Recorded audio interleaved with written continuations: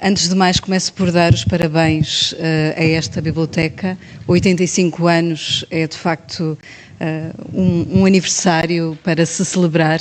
Muito obrigada pelo convite. Sejam bem-vindos a este encontro com o Mia Couto. É uma honra poder ver novamente casa cheia pelos livros, pelos escritores, mesmo com máscaras, outros sem máscaras, mas é muito bom estar aqui de novo e, sobretudo, conversar com alguém que nos dá boas histórias e que cuida verdadeiramente da língua portuguesa. Literatura e ecologia, modos de ler, o que está à nossa volta, é o tema sobre o qual nos desafiam a conversar. Isso também já diz muito sobre o nosso convidado, porque o Mia não vai cair da cadeira? Não. Nasceu há 66 anos na Beira, está quase a fazer anos, em breve. Aliás, menos de um mês, talvez, mais coisa, menos coisa. Além de escritor, poeta, contista, é também biólogo, e essa condição é uma condição sobre a qual nós iremos também hoje conversar. Venceu em 2013 o prémio Camões, entre muitos outros prémios, e recentemente o prémio José Craveirinha pela grandeza e humanismo da sua obra. Mia, muito obrigada por este reencontro, que é sempre bom.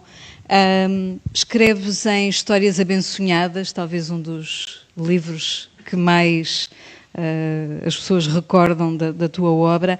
Escrevo como Deus, direito, mas sem pauta. Isto está no conto O Padre Surdo. Pergunto-te o que é que isto diz sobre a tua escrita. Também escreves direito, mas sem pauta?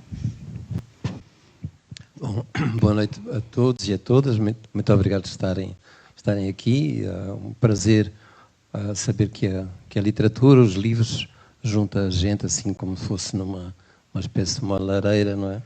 Como há qualquer coisa de antigamente que sobra, afinal, e que nos faz estar próximos. Obrigado, Maria João. Eu venho do Brasil, e no Brasil dizem que se eu fosse brasileiro eu era mineiro. E dizem isso porquê? Porque os mineiros, os de Minas Gerais, nunca respondem às perguntas que lhes são feitas. Então, começamos bem. Eu começo bem agora, tentando fugir o mais possível a esta pergunta que me foi feita.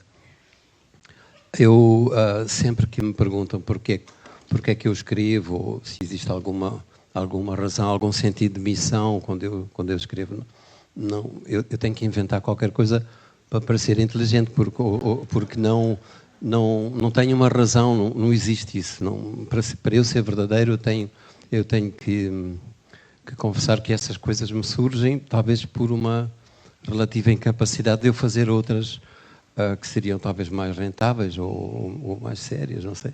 Tenho ali Mas não te tens saído mal, olhando aqui para os livros que aqui estão, são alguns. Isso significa que há uma grande irresponsabilidade da minha parte, não é, se calhar.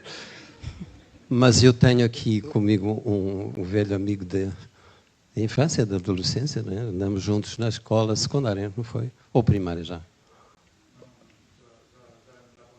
Já está para a Universidade mesmo? Tu estavas aí, tornaste uma pessoa séria, eu. Então, mas isso para lembrar que começou aí, quer dizer, eu era mais ou menos uma espécie de um caso perdido, não é? Lá em casa, não sabiam bem o que é que iam fazer com alguém que não sabia o que é que estava a fazer no mundo, e sem querer, isso era um dom. Este não saber era um dom, porque com tantas coisas que estão dentro de nós, não é? Com tanta gente que mora dentro de nós, ter que escolher, quando nós temos 16, 17 anos, escolher o que é que vamos ser, significa sempre que estamos matando alguma coisa, matando alguém. Então, eu saio da minha cidade, da cidade da Beira, onde vivia também com o José Nascimento. Não vivia com ele, atenção, vivíamos. Ele vivia num sítio, eu vivia no outro.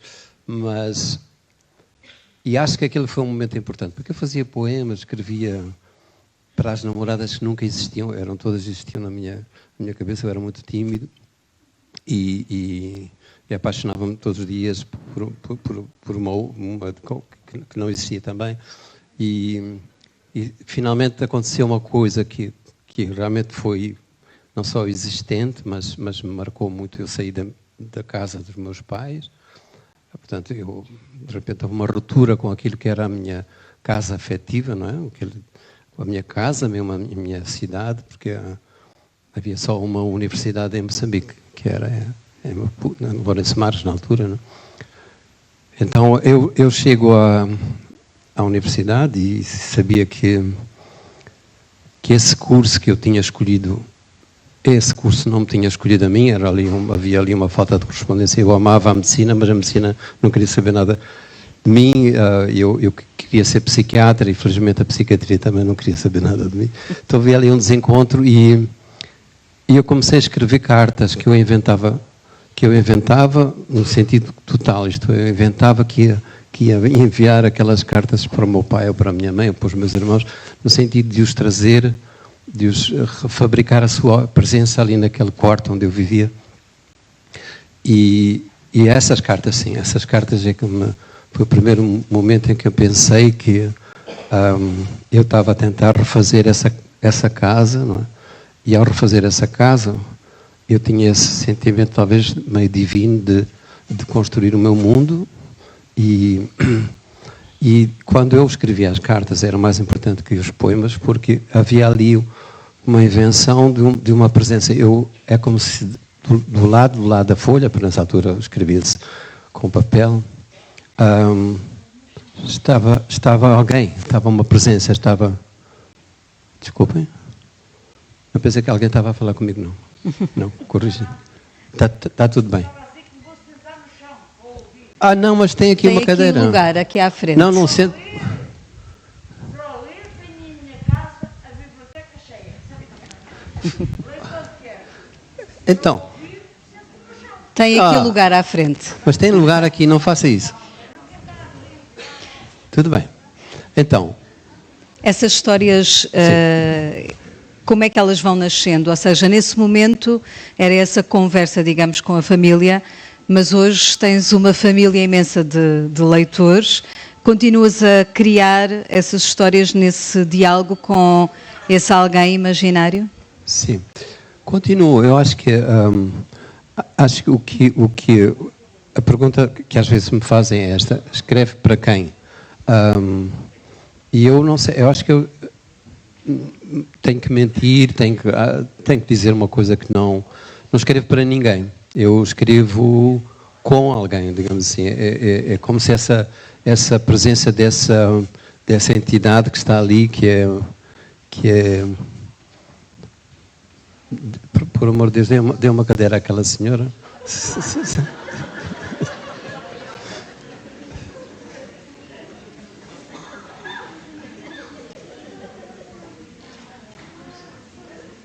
Eu até lhe dou esta cadeira, se quiser.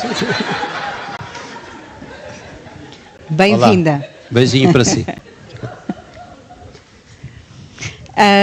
No Mapeador de Ausências, o Diogo é uma das personagens. Ele diz que é uma personagem com demasiada história, que sofre de um excesso de passado. Esse excesso de passado é muitas das vezes a tua matéria literária para explorares. Como é que tu encontras essas personagens? Como é que convives com elas? É pacífica às vezes essa convivência com as personagens ou por vezes batalhas com elas?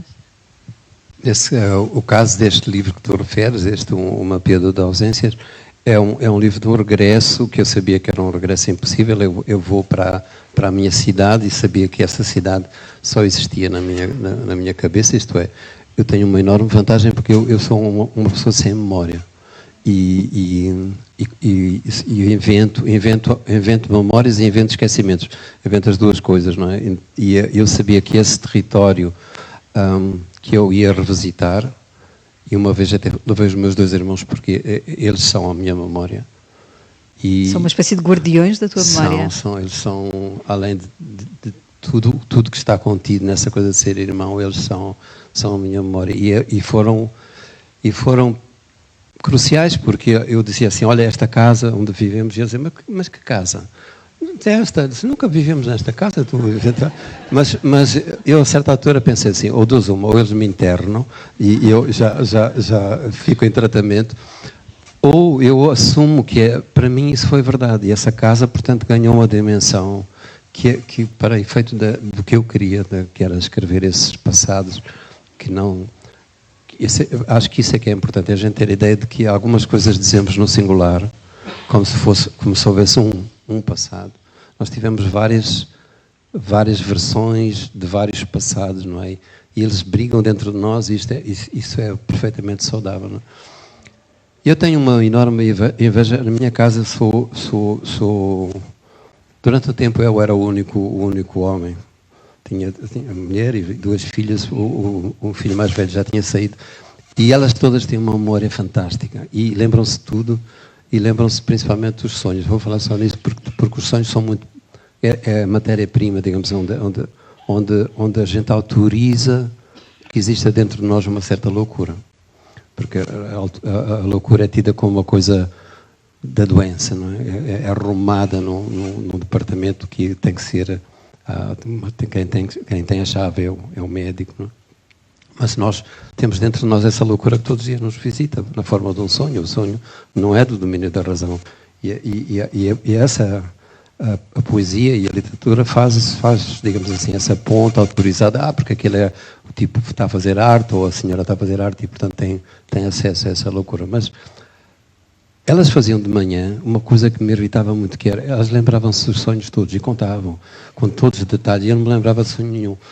E a certa altura comecei a inventar, para não ser uma posição... Eu comecei a inventar sonhos. E percebi que eu os contava com tal convicção que elas... Eu próprio começava a acreditar que tinha sonhado com aquela coisa. E a pergunta é... Eu estava a mentir, é verdade, sim, mas eu acho que elas também não estavam a dizer a verdade, porque ninguém se lembra de um sonho daquela maneira. Nós achamos que quando acordamos e reconstituímos isso, estamos a dar ali uma pincelada, aquilo é uma segunda versão, não é? E no fundo a escrita é um pouco isso, funciona voltando à primeira tua questão, sobre quando é que uma coisa se torna divina, embora eu não goste disso, porque às vezes os escritores têm esta presunção de que têm alguma coisa especial, têm um dom, têm uma coisa que é uma coisa torturada. É mentira. O difícil é não ser escritor. Acho que isso é que é uma coisa heroica. O escritor no sentido de contador de histórias. Todos contamos histórias, não é? Alguns que fazem isso no papel ou no computador, outros não. E como é que nascem as palavras? Ou seja, tu vais moldando a língua portuguesa muitas das vezes como uma espécie de plasticina. Por exemplo, nas histórias abençonhadas, li no outro dia esta ideia, naquela manhã desmadruguei-me. Este desmadruguei-me diz tudo, nós entendemos o que queres dizer, mas é uma palavra que tu criaste. Como é que essas palavras te acontecem? Eu acho que a primeira coisa que tenho que confessar é que eu não faria isto se não fosse de Moçambique, se eu não acontecesse num país em que isto se faz e não é uma coisa literária, não é um labor literário. As pessoas em Moçambique dizem, por exemplo, faz parte do léxico normal, as pessoas dizem desconsegui ir ao casamento, isso é muito, muito comum. Portanto, acho que há ali uma licença poética, porque as pessoas vêm de uma outra língua, normalmente falam português como uma segunda língua, e quando fazem esta apropriação da língua portuguesa, não estão muito preocupados com a gramática, que é uma coisa terrível. A gramática, não sei se estão aqui professores de português, mas às vezes é melhor dizer aos meninos que esqueçam durante alguns tempos, ponham em suspenso a gramática, ou escrever correto, ou pensar correto, porque a escrita, a poesia nasce do erro bonito, mas quer dizer, nasce do facto de a gente saber dominar, para depois saber errar com a intenção. Não é? Isto tudo vem a propósito de... Os moçambicanos namoram com a língua portuguesa de uma maneira muito livre. Não estão lá a pedir licença a ninguém. E por exemplo, dizem coisas fantásticas. Um outro dia alguém mandou uma mensagem dizendo assim, o senhor esqueceu-se do seu caderno, isto era escrito no SMS, esqueceu-se do seu caderno no arrumário. Arrumário? Porquê é que não existe a palavra arrumário? Não é melhor do que a palavra arrumário? É que depois isto nos leva a revisitar a língua com a nossa própria língua, onde vivemos como se fosse com tanta familiaridade que nem demos conta que ela é produzida, parece que faz parte da nossa carne, não é? Mas armário nasceu do sítio onde se punham as armas. E arrumário é para arrumar, muito bem, é isso mesmo. Então, a palavra está certa, compreender. Então, eu todos os dias sou confrontado com esta coisa, basta sair à rua para encontrar sugestões que depois eu... Vais usando. Mas falaste da dimensão da poesia e tu também escreves poesia. A poesia é o mais poderoso dos explosivos, diz o Adriano, do Mapeador de Ausências. No teu caso, a poesia também explode, impõe-se. Como é que ela surge na tua escrita? Como é que ela acontece na tua escrita? Olha, ela acontece, eu acho que acontece sempre. Eu sou, em primeiro lugar, um poeta. Acho que a maneira como a história me surge é sempre da forma poética. Às vezes, eu agora percebo que para arrumar, vamos à palavra outra vez, à palavra arrumar, eu para perceber a lógica de uma narrativa, não é? O tempo, os personagens, eu tenho que entrar por via da poesia. É a minha porta, aquela onde eu entro. E portanto, sou assaltado. A poesia surge-me assim. Eu tenho que andar sempre com um caderninho, que quase sempre perco. Eu já vi que nesta viagem já perdi um, de Lisboa para aqui, já perdi um caderninho. Eu tenho que tomar nota logo, senão Espero que esteja no carro, não podemos perder nada disso. Mas eu já perdi tantos que já não me queixo. Mas eu percebo que a poesia é como se fosse uma maneira de limpar aquilo que para mim surge muito confuso, uma maneira muito nebulosa, não é? Porque uma história eu não tenho uma arquitetura, não consigo fazer isto, Maria João, não tenho um plano, não sei o que é que vai acontecer no livro, se souber já não me apetece fazer o livro, portanto eu tenho que ter essa atitude meio adolescente de que eu acredito que as personagens estão vivas, falam por mim por via da poesia, dizem-me coisas que têm que me encantar e eu pois, sou guiado por elas, ou perdido por elas, às vezes. Pois, nem sempre consegues controlar o destino das tuas personagens. Aquilo é uma coisa, assim, às vezes os escritores dizem, eu sofro muito para escrever. Eu ao contrário, eu vivo onde me sinto mais vivo é quando estou a escrever. Agora, eu tenho dificuldade, porque entra toda a gente na história. A certa altura, aquilo é uma multidão tão grande dentro de uma mesma casa que eu tenho que mandar embora alguns, não é? Ou matá-los mesmo, não sei, contratar alguém para matar um conjunto de personagens, porque é como uma árvore que se ramifica tanto e depois a gente gosta da árvore mesmo assim, gosta de todos os ramos não é? Esse sofrimento que é, a dor que é ter que separa ali algum... Então eu tenho que ir chegar lá e fazer uma conversa muito grande com o personagem, dizer, olha, tens que sair deste livro, porque vais para o próximo ou qualquer coisa. Porque não é muito caótico. O meu processo... Como é que é essa oficina de escrita? Como é que tu trabalhas a matéria literária? Sentas-te, tens ritmos, tens horas, tens... Olha, eu...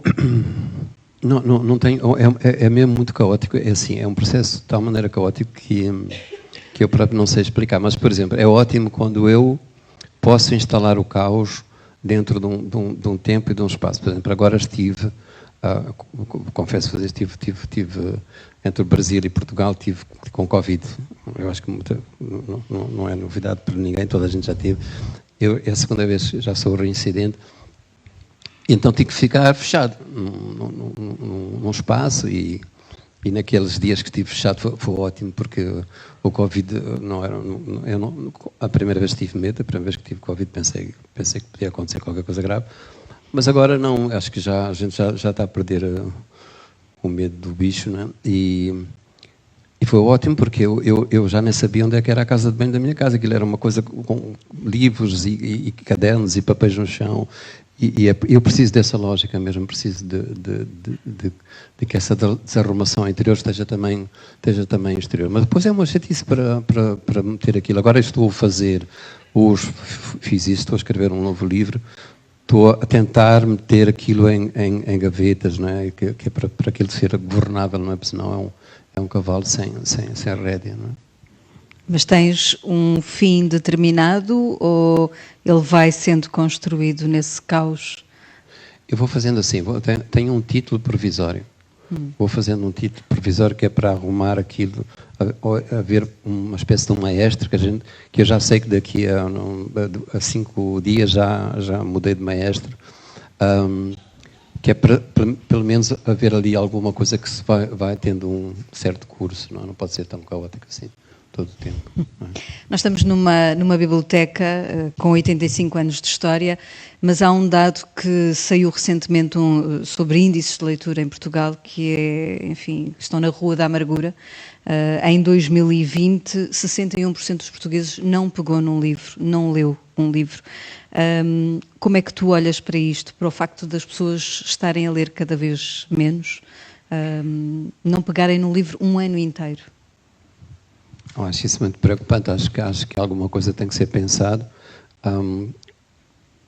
Acho que quando se trata de... Assim, eu vou dizer uma coisa grave que não devia ser dito por um escritor, mas é preciso não isolar isso do resto. As pessoas deixaram de ler ou estão a deixar de ler. Já eu agora usar...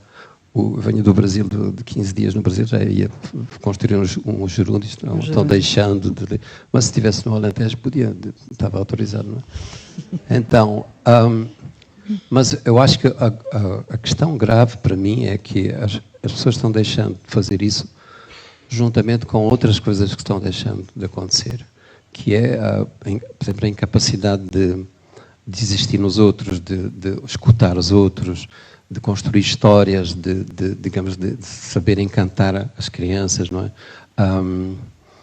De saber olhar para a escola não como uma maneira de dizer ali uma espécie de armazém, uma fábrica de reprodução do saber, mas de criação de elementos afetivos, não é? Eu estava a pensar em um neto que tem uma dificuldade na escola e quando ele me contava as histórias de como é que os professores o qualificavam, eu perguntava assim, eu vivi a vida inteira este drama, eu conheço essa história, não é?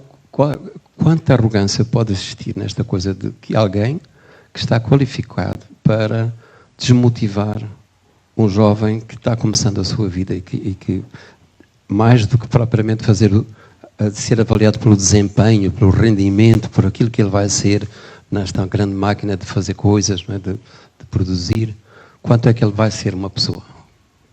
E isso,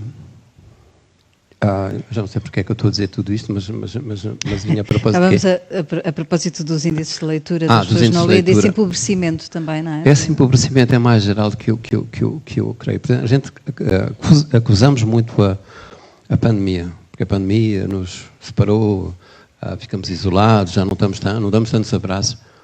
Eu acho que a gente não dava tantos abraços quanto a gente pensava. Não é verdade? Já antes, a doença começou antes. E não começou um ano antes, começou muito antes. Nós estamos progressivamente mais distantes, mais incapazes de ter disponibilidade para os outros, não é? Parecem os classificar e dizer, olha, este é assim porque é imigrante, este é assim porque é porque é do género, porque é uma mulher, ou porque é porque é negro, ou porque é cigano, ou qualquer coisa assim. Eu acho que isso é tão grave como, ou mais grave ainda do que que as pessoas estão perdendo relação com a leitura, estão a deixar de ler o mundo, estão a deixar de ler os outros, estão a deixar de se ler a si próprios nos outros, não é? Falaste das crianças, tu também escreves para crianças e temos aqui também alguns mais novos nesta plateia. Onde é que tu colocas esses teus livros? Em que lugar é que eles ocupam? É também nessa dimensão da poesia? Eu fiz o primeiro livro por acidente, um livro para crianças. Eu escrevi uma coisa para a Ana Maria... Não, para o marido, para o Severino Coelho. O teu editor? Confundir. Sim, estou a confundir. A Ana Maria Magalhães pediu-me um conto. Disse, faça um conto para crianças. Eu disse, mas eu não sei fazer um conto para crianças. Aliás, tenho um certo preconceito, que, não sabendo, eu posso fazer uma coisa que é ofensiva para as crianças, porque às vezes a gente pensa, escrever para crianças é fazer uma coisa simplificada, coitadas, as crianças têm um entendimento menor, as crianças não têm um entendimento menor, têm outro entendimento e às vezes entendem aquilo que é, digamos assim, esta vocação poética da fala, do pensamento, muito melhor que a gente pensa. Então, mas eu fiz, não tenho muita dificuldade em dizer que não, então disse que sim. E a Ana Maria levou aquilo e acho que ficou numa gaveta porque era para ser publicado numa revista. 5 anos depois, o Severino Coelho disse, olha, veja lá isto. E era um livro já ilustrado. E era ilustrado pela Danuta. E eu achei aquilo lindíssimo e disse, olha, é muito bonito, a pena é o texto, acho que o texto é muito fraco. E ela disse assim, mas o texto é seu. Então, eu levei o texto para casa e refiz o texto e, portanto, foi assim, não foi uma intenção, dizer, vou fazer um livro para criança. E correu bem, acho que correu bem, era O Gato e o Escuro. E depois sucederam outros livros que A Água e a Águia é o dos últimos. Água é o último, sim. Vamos dar aqui um salto um pouco também para o teu lado B, não sei se é o teu lado A, da biologia.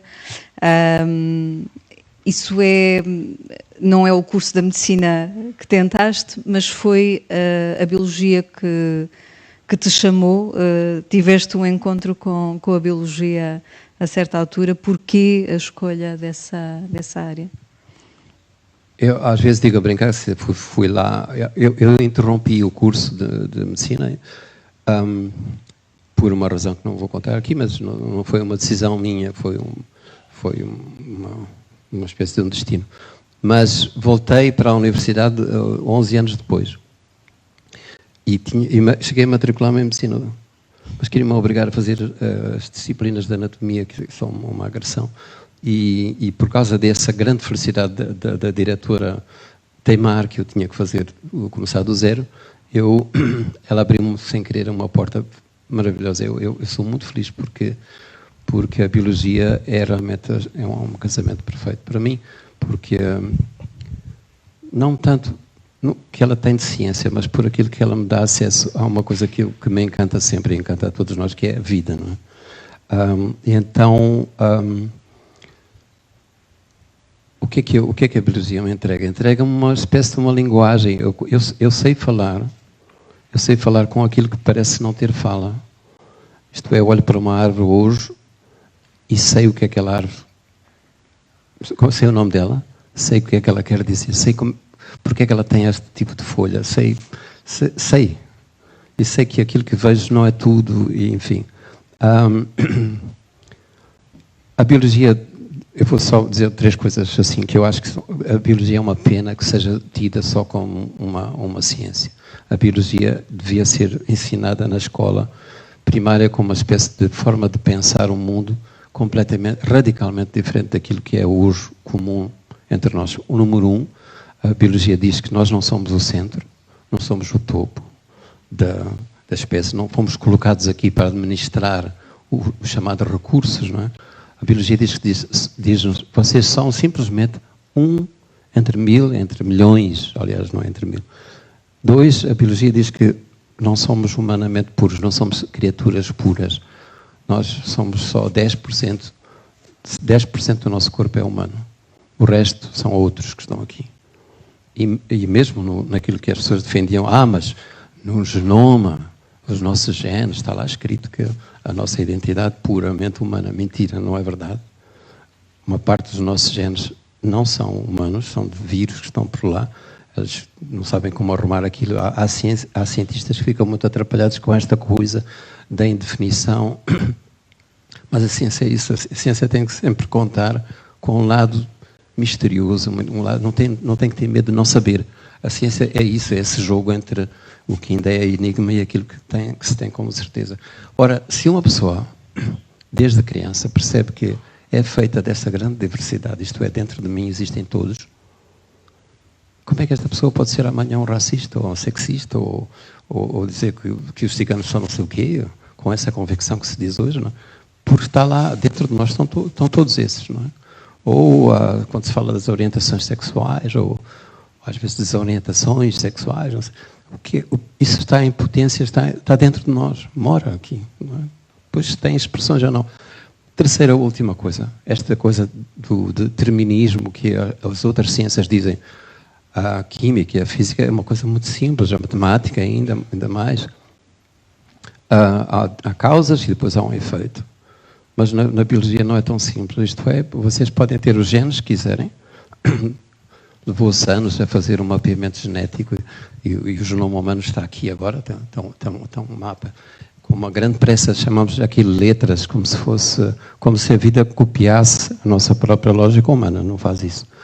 Então, os genes estão lá. Mas os genes dizem pouca coisa. Isto é, você pode ter um gene qualquer, sei lá, tem um gene que pode ser para a esquizofrenia, por exemplo. Mas isso não determina nada, isto é, o que determina são conversas, são diálogos. O gene está lá, às vezes está adormecido, e às vezes dorme a vida inteira. E às vezes é desperto por uma coisa qualquer que é um encontro. Isto é, está ali alguma coisa que nos diz que o importante é essa conversa, esse diálogo que nós temos entre nós, do ponto de vista social, mas do ponto de vista daquilo que nos determina também, é tão feito de circunstâncias, não é? É muito bonito estar-te a ouvir, porque parece que estás a falar da biologia, mas poderias estar a falar da escrita, porque tudo isso pode ter um paralelismo com a escrita. Consegues ter essa percepção da ligação entre esse olhar para a natureza, para este pequeno ponto que nós somos e a escrita e a literatura? Sim, eu acho que a paixão é a mesma, quer dizer, digamos assim, aqui o russo Chekhov dizia que perguntavam sobre a medicina e a escrita literária, ele dizia a mulher e a amante são a mesma pessoa, não há aqui traição. Então, eu acho que é a mesma coisa comigo, isto é a mesma paixão que eu tenho por aquilo que a biologia me entrega como uma coisa que está na fronteira entre alguma coisa que tem certeza, que tem chão, e uma coisa que é líquida, que ainda falta saber. É a mesma paixão que eu tenho quando eu escrevo e quando sei que essa história tem um pé que está no chão, outro pé que ainda nem sequer é pé. Tive uma grande felicidade. Eu nasci a minha cidade, eu sei que eu romantizo um bocadinho, mas a minha cidade era muitas vezes inundada pelo mar. E porque fica abaixo do nível médio das águas do mar. Não devia haver ali uma cidade. Foi um engano. Eu nasci numa cidade que nasceu por engano. E essa coisa que eu via na minha infância, quando havia aquelas grandes marés, e de repente aquilo que para mim era preciso ter, como certeza, ter um chão. Eu acho que para uma criança é importante dizer há um chão. E eu tenho essa garantia. Ali não havia. Porque de repente desaparecia. E isso, às vezes eu digo a brincar, as pessoas tiveram uma terra natal, eu tive uma espécie de água natal, porque aquilo era às vezes era terra, outras vezes era água. Mas isso fez, para mim, para a minha educação como pessoa, foi fundamental, porque eu não tenho medo dessa incerteza, eu não tenho medo de não saber, não tenho medo de não prever. Acho que essa é uma coisa que a África também dá muito. Acho que os africanos têm menos essa angústia que têm os europeus de que há um fim do mundo, que a história tem um princípio e tem um fim. Para os africanos a história não tem princípio nem fim. Este é um tempo circular. Não é? E quando veio o Covid, a pandemia, ai meu Deus, os africanos viveram aquilo de maneira séria, não é? Preocupados, mas nunca como uma coisa apocalíptica. Já falaste da Beira aqui várias vezes e tu voaste para a Beira quando foi o ciclone. Esse foi um dos desafios. Esses desafios ambientais repetem-se cada vez mais também em Moçambique. Qual no teu olhar, um dos principais problemas em termos de ambiente num país como Moçambique? Até porque tu fazes também, é a área também em que acabas por trabalhar, não é? Fazes avaliações de impacto ambiental. Qual, assim, o principal desafio neste momento em termos ambientais? Bom, deles é esse. Moçambique vai ser cada vez mais assolado por ciclones, que são mais intensos, mais frequentes. Parece que isso é provado. Agora, eu acho que tenho que sempre colocar neste assunto das alterações climáticas. Quando eu vejo uma palavra que de repente se transforma numa espécie de palavra-chave que resolve tudo, eu fico sempre com o pé atrás. É preciso interrogar isso. Alterações climáticas é preciso levar a sério. É levar tão a sério que não pode ser tratado por uma jovem sueca que com todo o respeito que ela tem, mas é um assunto que tem que se superar, porque não é um assunto ambiental, gente. O assunto é um assunto que tem a ver com tudo. Tem a ver com a maneira, enquanto estivermos a fazer economia como a gente faz, enquanto a gente estiver a fazer produção como a gente faz, a administrar este planeta como a gente faz, portanto, não é uma luta dos ambientalistas, não é um assunto lá do gueto de uns tipos que estão preocupados com as libélulas e o vento. E isso. Então, isto tudo para dizer, sobre esta grande estas costas largas do ambiente e da alteração climática, escondem-se coisas que têm a ver com a governação que fazemos, que é uma governação completamente irresponsável. Por exemplo, continuam-se a construir na margem dos rios, continuam-se a ocupar aquilo que são as áreas de nascentes só falando do rio. O rio, isso é só para dizer uma coisa.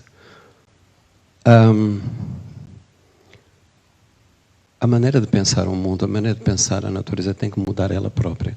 E acho que aqui, sem eu fazer alguma coisa romântica, acho que aqui é preciso ouvir a África. Raramente as pessoas pensam que a África é uma coisa que tem que se escutar não com um lado exótico, olha que são tão engraçados os africanos. Os africanos têm a mesma graça que têm com os lapões, ou que têm com os quimós, ou sei lá, ou que os europeus. Mas há ali coisas que são sérias, e uma das coisas é que ainda restou algum sentido sagrado naquilo que são os rios, por exemplo, que estamos a falar dos rios, que são essas criaturas, essas entidades que parece que são não vivas, não é? Um assunto ecológico, é um assunto dos engenheiros hidráulicos ou qualquer coisa assim, ou hidrológicos. O rio lá é uma entidade. E eu falo com rios, lá fala-se com rios. A última vez que fui lá, um desses rios que teve uma grande inundação no último ciclone, havia ali um afluente, e eu perguntei a uma senhora que estava lá, uma camponesa, e ela perguntou como é que se chama este rio. Ele disse, lá em Maputo vocês chamam um nome qualquer que não me interessa, mas aqui chamamos com o nome da nossa língua. E eu perguntei, mas como é que se chama? Ela disse assim, ela disse, chama-se Matiboanhemba. Matiboanhemba quer dizer a água que engravida. A água que engravida, para mim, chocou-me logo, porque parece poesia. É poesia. Mas não é só isso, é muito mais que isso. Há ali um saber, esta relação que as pessoas têm com o rio, não é? Significa que há a percepção desta coisa cíclica do rio engravidar e depois dar à luz, não é? Então implica uma relação muito mais ecológica. Enquanto nós andamos à procura desse conceito por via da ciência, há povos como os povos ameríndios, não é? Os indígenas da Amazônia, etc., e os indígenas da África têm já essa percepção. Ou seja, há uma educação ambiental que essa gente também deve ensinar aos cientistas. É porque a educação ambiental é normalmente uma coisa de uma arrogância extrema. Saem da cidade uns tipos que vão armados de grandes certezas e vão explicar aos camponeses como é que devem fazer. Nem sequer perguntam aos camponeses o que é que vocês já sabem. Vamos lá trocar sabedorias. Porque as pessoas sabem coisas, não é? Aqui em Portugal deve-se a mesma coisa. É uns tipos que vêm aqui de Lisboa, de Porto e Coimbra e vão ali para as chamadas províncias e educar os camponeses, coitados. Não sabem, não é? Então, acho que faz falta esse... Quer dizer, não é abdicar... Há coisas que os que saem de Lisboa e das universidades de Lisboa e Porto sabem e devem dizer. É importante que eles transmitam, mas que saibam conversar, não é? Queres contar um pouco a quem aqui está a tua relação próxima com os corujas e os mochos? Tu tens em casa, além dos cães, também estes outros animais que também te dão alguma sabedoria, algum conhecimento da natureza, não é? Bom, aconteceu por acidente. Um dia, foi há muito tempo, eu tenho um sítio lá, os brasileiros aqui dizem o sítio, tem uma quinta, vamos chamar assim, quinta também é uma coisa aqui em Portugal, se calhar é uma coisa um bocado exagerada, tem um espaço que fica fora da cidade, a 40 km da cidade de Maputo, e quando começou aquele espaço, quando eu comecei a ocupá-lo, aquilo era mato. E houve um jovem camponês da Zambésia que tinha emigrado uma semana antes para Maputo, foi trabalhar lá. Eu queria mesmo, porque ele era um camponês que ele falava com a terra. E um dia ele ligou-me, disse: olha, patrão, é assim que eu chamo, eu já, por 1000 vezes que eu digo, eu não sou patrão. Está certo, patrão. Então, disse: patrão, está aqui um daqueles bichos que o senhor gosta muito. Eu disse: mas eu gosto de todos os bichos. Pois é um que voa. Eu disse: sim, também gosto muito dos que voam. E é muito curioso, porque nas línguas indígenas de Moçambique, as cores não têm a mesma equivalência da língua portuguesa, por exemplo. Isto é, há uma palavra que diz castanho, amarelo e vermelho, parece. Então, ele começou a escrever, tentando traduzir isto em português, era um desastre. Aquilo era uma pintura do Picasso, ou qualquer coisa assim. E ele, de repente, diz assim, farto de eu não saber entender o que é que ele queria dizer, ele diz assim: o patrão não tem WhatsApp? E eu confesso que naquela altura, isto foi há muito tempo, eu nem sabia o que era o WhatsApp. Então tinha um camponês da Zambésia, completamente analfabeto, que estava-me a dizer: mas é uma aplicação. Eu disse: não, mas não sei o quê. Então ele disse: peça aos seus filhos que eles vão instalar no seu telefone. E eu mando-lhe uma foto do tal bicho. Mandou uma foto e era um mocho enorme, que estava ferido. Esse foi o primeiro caso que eu tive. Depois tratei desse animal e a coisa, acho que para mim, essas lições, quando eu tenho esse contacto com animais selvagens que eu tenho que cuidar, não comecei nas aves, é uma certa aprendizagem de amar de uma maneira incondicional, isto é, amar para libertar, para não ter, para deixar de ter, não é? E esses bichos são mágicos, não é? Eu estava cativo daquele animal. Ele olhava-me, ele já me aceitava, eu dava-lhe de comer, e aquilo era uma coisa. Eu pensava que ele estava apaixonado por mim, mas não estava nada.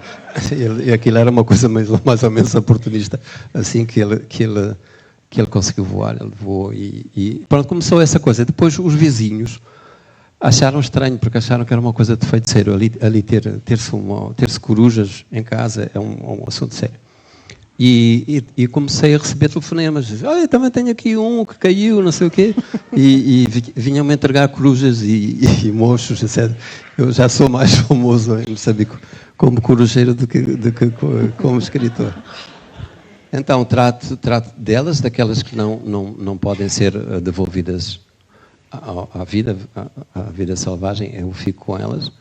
E aquilo eu quase que transformei-me em propriedade desses bichos, porque eu tenho que ter uma pessoa a tratar deles de maneira permanente, porque não é uma coisa que se dê assim um milho, assim, uma coisa assim, uma ração, não é. É um assunto muito sério. Agora, eu não sei, temos tempo ainda? Temos. Então, isto tudo começa numa coisa que eu tento construir isto desta maneira. Acho que foi no primeiro livro de contos que eu escrevi. Eu escrevi um conto chamado Pássaros de Deus. Então é uma história, não vou contar a história, mas tenho que referir só isto. Há um tipo, pescador, que sai da sua canoa e calha uma garça no barco.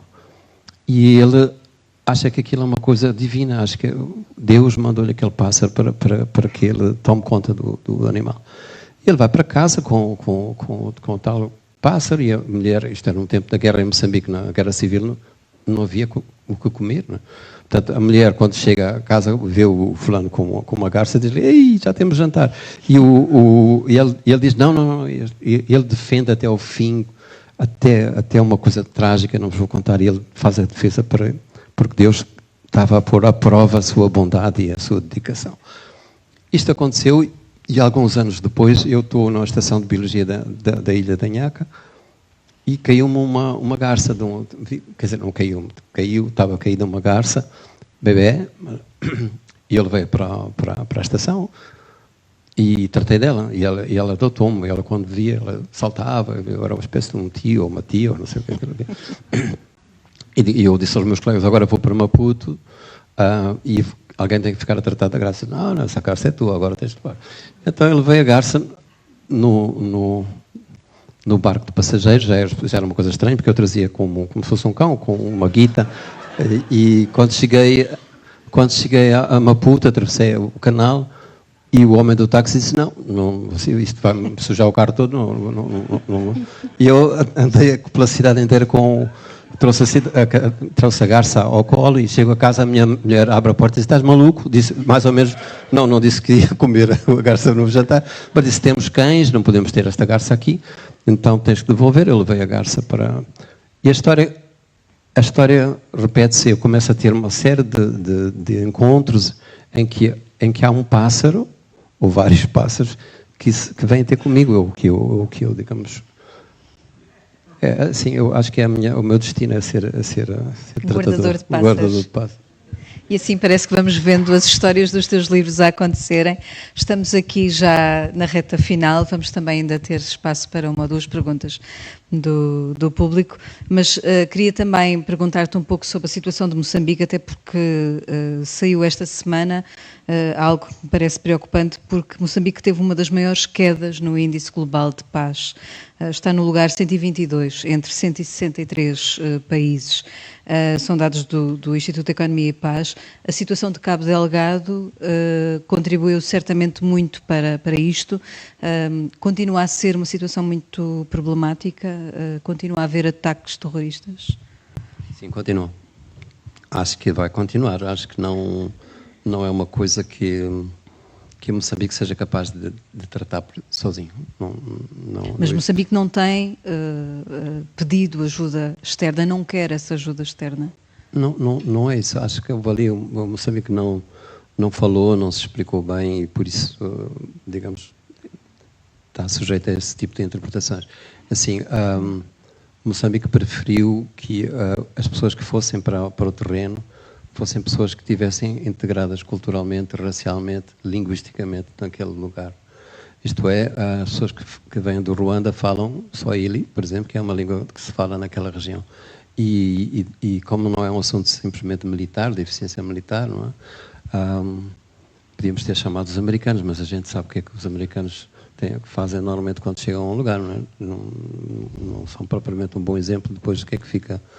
O índice de paz de Moçambique não melhoraria muito, com certeza, depois dessa presença. Os portugueses estão presentes na formação intensiva de novos quadros. Eu visitei em Chimoio um centro grande e muito moderno para treinamento e formação dos quadros moçambicanos, mas o tempo não corre muito a nosso favor e essa guerra suspendeu aquilo que era uma espécie de uma porta. Imaginem, a triste ironia é que agora seria ótimo que Moçambique já fosse um exportador de gás, por exemplo. Não é? E não é porque foi suspenso, esse projeto foi sendo suspenso, e está não sabemos, está adiado sine die. Aquela guerra tem várias razões, esta também é uma outra coisa que é bom a gente adotar como uma espécie de um princípio, não ter uma explicação simples e única para as coisas mais complexas. E uma das razões, sem dúvida, é a razão de um fanatismo religioso islâmico que está ali presente. Não sei se querem colocar alguma pergunta, e peço mesmo que seja uma pergunta direta aqui para o Mia. O meu microfone. Obrigada.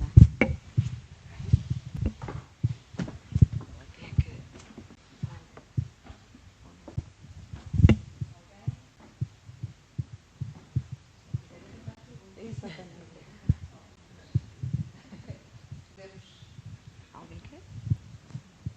Parece que ninguém quer. Não? E deixa-me perguntar, então... Maria João. Deixa-me falar um bocadinho sobre a questão da língua e da lusofonia, porque me parece que continua a ser um conceito mais político do que cultural.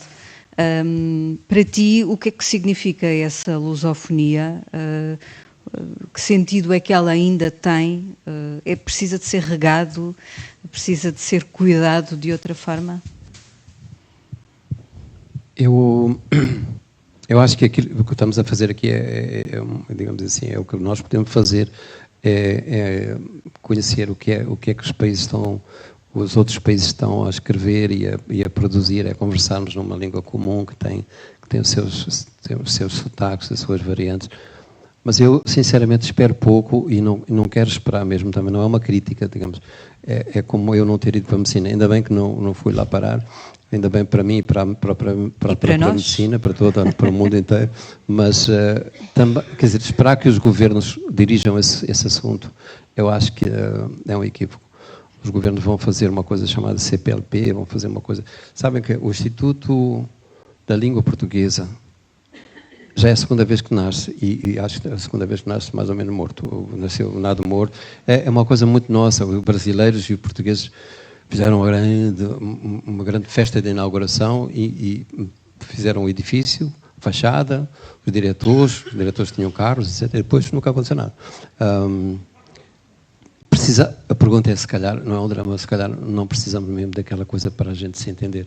É como o acordo ortográfico, quer dizer, precisávamos tanto assim de um acordo ortográfico? Se calhar não. Então estamos entretidos em fazer coisas que não são aquilo que são o mais importante. E como hoje quem governa é o mercado, já não são os governos, não é? O que é que resta? Restam empresas que fazem isto, que ainda bem que existem, estas editoras, não é? Eu conheço o que se passa em Portugal em termos de escrita, porque há editoras que publicam livros. Mas depois, o que é feito a seguir? Não sei. Mas a questão da língua tem também depois um outro fator, nomeadamente em Moçambique e em outros países de expressão lusófona também agregador, ou seja, o português tem, apesar de tudo, esse papel agregador em países onde existe uma multiplicidade cultural e linguística. Nesse sentido, qual é o valor que o português tem? Ou seja, aí já a dimensão política e económica é maior do que a cultural? Com certeza, não. Aí estava a falar de lusofonia no sentido internacional, vamos dizer, entre nações. Mas no caso de Moçambique, até se pode falar um pouco entre nações. Moçambique tem nações diferentes, não são tribos, algumas vezes são nações, que têm as suas línguas. Moçambique tem hoje, vivas, pelo menos 28 línguas. Nem se sabe quantas são, porque ainda há aqueles especialistas que passam a vida a classificar, os biólogos ainda são piores. Mas essas línguas estão vivas, felizmente estão vivas, as pessoas falam-nas. Para a maior parte das pessoas, como disse há bocadinho, o português é a segunda língua. Não é um drama, não é que seja um drama, é a condição daquele país vai ser assim. Os moçambicanos vão ser bilíngues, trilíngues, vão ser modernos, nesse sentido que quanto mais línguas falamos, melhor. Agora, o português é realmente, paradoxalmente, é o elemento de criação de identidade nacional mais importante em Moçambique. E, portanto, já não é a língua do outro, já é uma língua própria. Os moçambicanos já a usam como língua de cultura. Todos os escritores moçambicanos escrevem em português. Há um ou dois que escrevem na sua própria língua, mas se quiser ser conhecido dentro de Moçambique, tem que ser traduzido em português. Mas muitos também são conhecidos em Portugal, no Brasil, porque publicam em Portugal. Ou seja, a dimensão da edição nos países africanos ainda é muito precária. Há quase que uma espécie de necessidade de afirmação pela publicação em Portugal. Sim, Portugal continua a ser uma espécie de vértice, não é? de uma triangulação que é feita... Se eu quiser conhecer o que é que está a ser feito em Angola, tenho que passar por Portugal. Pode ser uma vocação que Portugal pode tirar partido, espero que sim, porque também para nós é de toda a conveniência. Agora, o grande projeto da lusofonia, no sentido desta família toda, enquanto o Brasil... Esta é uma coisa que eu devo dizer aqui sem com todo o respeito por Portugal, mas enquanto o Brasil não assumir o seu papel nisto, nesta função de fazer a defesa, a divulgação da língua portuguesa no mundo, nós seremos sempre secundários, não é? Por simples facto que eles são 200 e tantos milhões, não é? E nós somos pouquinhos e somos pobrezitos, não é? E também são muitos os brasileiros que ensinam português pelo mundo. Aliás, há muitos estrangeiros a falar em português com sotaque. Não, eu vou contar aquela história que contei no carro É assim, quando eu chego a um sítio qualquer e há um dinamarquês ou um finlandês que diz que fala português com o sotaque do Brasil, atenção. E aqui nós temos que ter toda a disponibilidade de dizer assim, ainda bem. Há pessoas que dizem assim, mas ainda não é bem, o português não é assim, é outra coisa, não é? Mas eu estava a contar há pouco a Maria João, uma vez estava em Paris e eu pensava que falava francês. E a organização perguntou, fala francês? Eu disse, sim, falo francês. E chego a uma sala como esta e vejo assim gente como está aqui, e eu vinha por lá atrás, e quando enfrentei o público, eu dei um passo atrás e disse assim, eu afinal não falo francês. E o homem da organização ficou doido e disse, mas só agora é que está a dizer uma coisa dessa, agora não podemos arranjar um tradutor. E eu disse, mas pergunto lá, e se não está aí alguém? E há sempre. E brasileiro não há sempre. O brasileiro disse, sim, eu vou ajudar. E subiu até o palco, sentou-se aqui ao meu lado. E estava o francês, fez uma pergunta à maneira francesa, uma coisa intelectualmente complicadíssima, demorou 5 minutos para fazer. Eu disse, olha, não precisam de traduzir, eu compreendo francês, pelo menos isso ainda tem. Então, o tipo falou em francês e eu não percebi nada. E disse, olha, pode repetir, por favor. E foi pior, a emenda constitucional, porque ele complicou mais o assunto. E eu então pedi, não tive outro remédio senão dizer, olha, chamava-se Fábio, tens de traduzir. E o Fábio olhou assim com ar como se não fosse outra coisa na vida senão um intérprete, né? Olhou para a multidão e falou-me ao ouvido, não entendi porra nenhuma.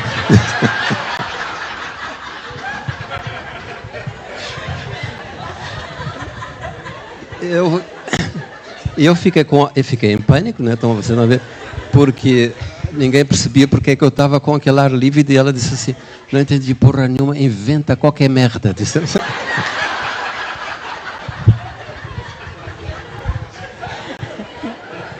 Então passou a ser um lema da minha vida esta coisa, inventa qualquer merda. Desculpem a expressão. E já começámos assim, porque a nossa conversa, o Mia começou por dizer que não ia responder às minhas perguntas, ia sempre driblá-las, mas estamos mesmo a terminar.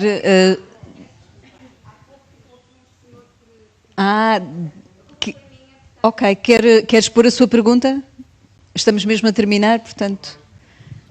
Fiquei impressionado com a questão da ecologia, porque pensava que aquilo que nos foi sempre dito é que as ciências eram exatas e não tinham mistério.